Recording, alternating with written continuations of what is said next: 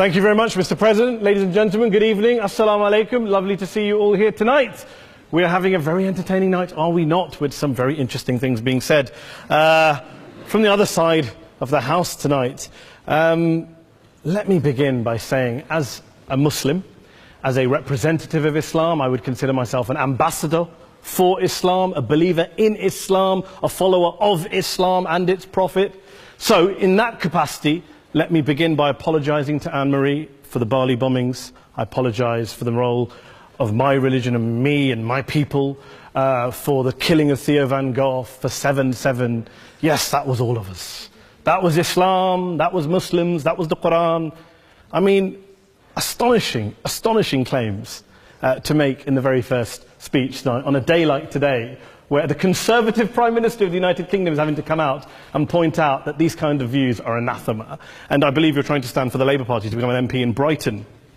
If you do, and you make these comments, I'm guessing you'll have the whip withdrawn from you, but then again, UKIP's on the rise, they'll take you, the BNP, they might have something to say about your views. This is what Mehdi Hasan always does.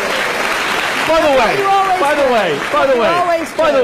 way, just on a factual point, since we heard a lot about the second speaker, about how backward we Muslims all are, on a factual point, you said that Islam was born in Saudi Arabia. Islam was born in 610 AD. Saudi Arabia was born in 1932 AD. So you were only 1,322 years off. Not bad?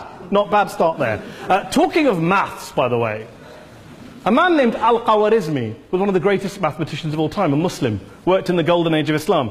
He's the guy who came up with not just algebra, but algorithms. Without algorithms, you wouldn't have laptops. Without laptops, Daniel Johnson tonight wouldn't have been able to print out his speech in which he came to berate us Muslims for holding back the advance and intellectual achievements of the West, which all happened without any contribution from anyone else other than the Judeo-Christian people of Europe. In fact, Daniel David Levering, the author of the Pulitzer Prize-winning historian and author of The Golden Crucible, points out that there would be no Renaissance, there would be no Reformation in Europe without the role played by Ibn Sina and Ibn Rushd and some of the great Muslim theologians, philosophers, scientists in bringing Greek texts to Europe. As for this being our university, I will leave that to the imagination as to who is our and who is there. I studied here too. An astonishing set of speeches so far making this case tonight. A mixture of just cherry-picked quotes, facts and figures, self-serving, selective, a farrago of distortions, misrepresentations, misinterpretations, misquotations. Daniel talked about my article in the New Statesman, which got me a lot of flack, where I talked about the anti-Semitism that is prevalent in some parts of the Muslim community, which indeed it is. Of course, I didn't say in that piece that it was caused by the religion of Islam. In fact, modern anti-Semitism in the Middle East was imported from, finish the sentence, Christian, Judeo-Christian Europe, where I believe some certainly bad things happened to the Jewish people. In fact, Tom Friedman, Jewish-American columnist in the New York Times, told me in this very chamber last week that he believed, had Muslims been running Europe in the 1940s, 6 million extra Jews would still be alive today. So I'm not going to take lessons in anti-Semitism from someone who's here to defend the Judeo-Christian values of a continent that murdered 6 million Jews. Moving swiftly on. Yes. Absolutely. Well, I'm about to make that point. No, I'm about to make that point. You're right. I agree with you 110%. That is my point. I don't think Europe is evil or bad. I'm a very proud European. I don't want to judge Europe on that basis, but if we're going to play this gutter game where we pull out the Bali bombing and we pull out examples of anti-Semitism in the Islamic community, then of course I'm going to come back and say, well, hold on. I mean, look, let's be very clear. Daniel here was a last-minute replacement for Douglas Murray, who had to pull out. And Douglas and I have a well-documented differences, but to be fair to Douglas, as to be fair to Anne-Marie and to Peter, atheists. Atheists see all religions as evil, violent, threatening. What the problem I have with Daniel's speech is that Daniel comes here to write this robust defense of Christianity, forgetting that his fellow Christians, people who said they were acting in the name of Jesus, gave us the Crusades, the Spanish Inquisition, the anti-Jewish pogroms, European colonialism in Africa and Asia, the Lord's Resistance Army in Uganda, not to mention countless arson and bomb attacks on abortion clinics in the United States of America to this very day. I would like a little bit of humility from Daniel first before he begins lecturing other communities and other faiths on violence, terror and intolerance. But, no thank you. Some water. But I would say this, to address the gentleman's very valid point here, I'm not going to play that game. I don't actually believe that Christianity is a religion of violence and hate because of what the LRA does in Uganda or what Crusaders did to Jews and Muslims in Jerusalem when they took back the city in the 12th or 13th or whatever century it was.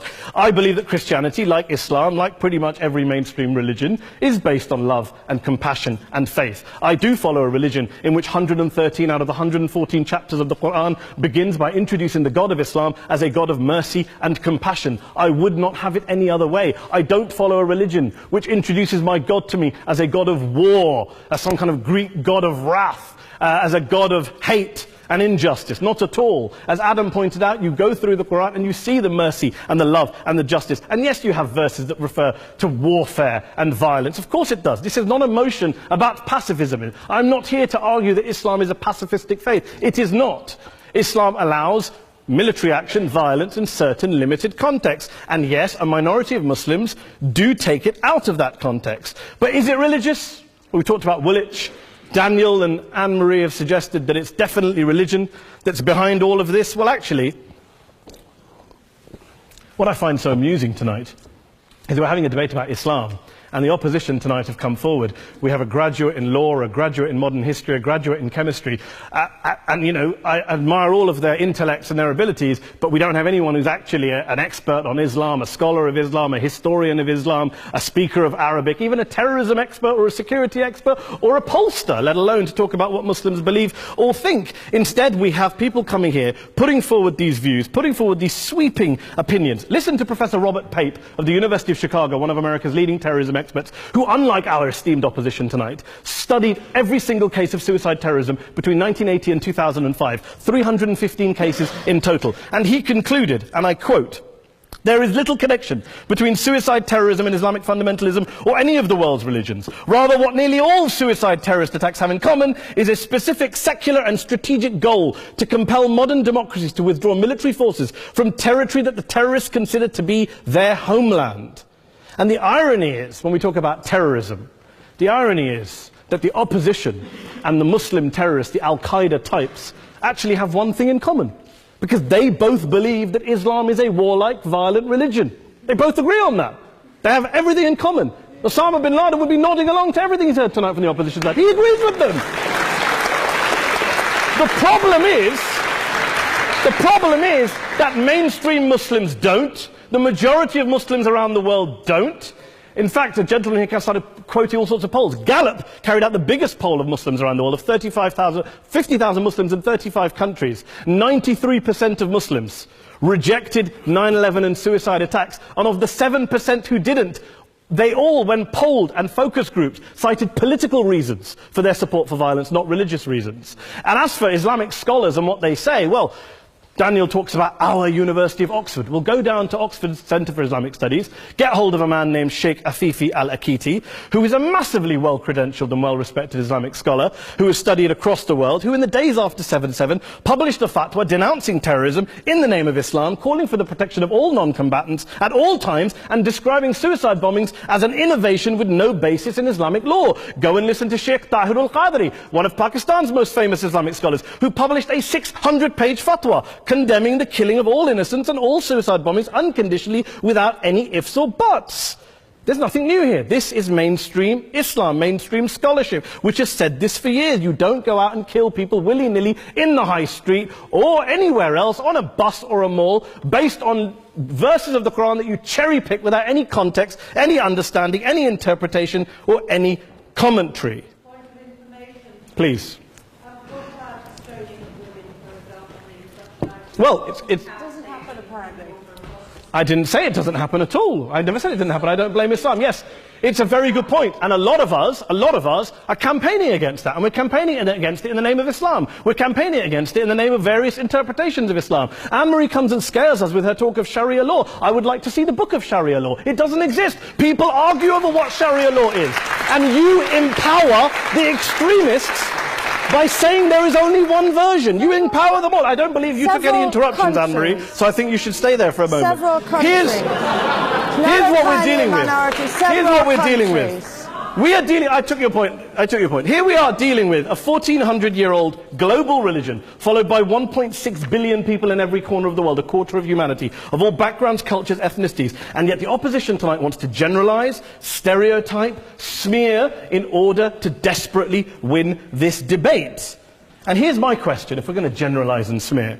If, okay, people say yesterday's bombers, and we've got to be careful, there's a trial going on, were yesterday's attackers, motivated by Islam? Big debate. I don't believe they were. Let's say they were. Let's say Faisal Shahzad, the Times Square bomber, was motivated by Islam. Let's assume, for sake of argument, that Richard Reeves, the shoe bomber, was motivated by Islam. If Islam is responsible for these killings, if Islam is what is motivating these people, and Islam is therefore not a religion of peace, a religion of war, then ask yourself this question: why aren't the rest of us doing it?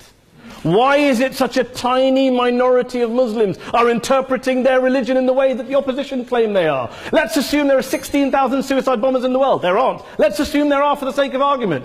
That's 0.001% of the Muslim population globally. What about the other 99.99% of Muslims who the opposition tonight either ignore or smear? The reality is that the rest of us aren't blowing ourselves up tonight. The reality is that the opposition came here tonight not worried about the fact that me and Adam might pull open our jackets and blow ourselves up tonight because we're followers of a warlike warrior religion which wants to take over Europe and Daniel's university. The issue is this. The issue is this.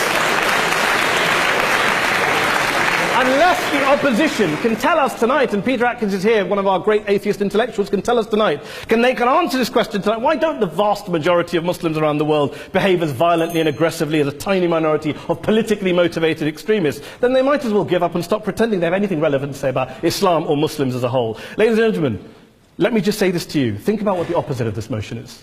If you vote no tonight, think about what you're saying the opposite of this motion is. That Islam isn't a religion of peace, it's a religion of war, of violence, of terror, of aggression. That the people who follow Islam, me, my wife, my retired parents, my 6-year-old child, that 1.8 million of your fellow British residents and citizens, that 1.6 billion people across the world, your fellow human beings, are all followers, promoters, believers in a religion of violence. Do you really think that? Do you really believe that to be the case? They say that in the Oxford Union, the most famous debate was in 1933, when Adolf Hitler looked out for the result of the King and Country motion, where they voted against fighting for King and Country, and Hitler was listening out for the result. Well, tonight, 80 years on, there are two groups of people around the world who I would argue are waiting for the result of tonight's vote. There are the millions of peaceful, non-violent, law-abiding Muslims both in the UK, Europe, Asia, Africa and beyond, who see Islam as the source of their identity, as a source of spiritual fulfillment, of hope, of solace.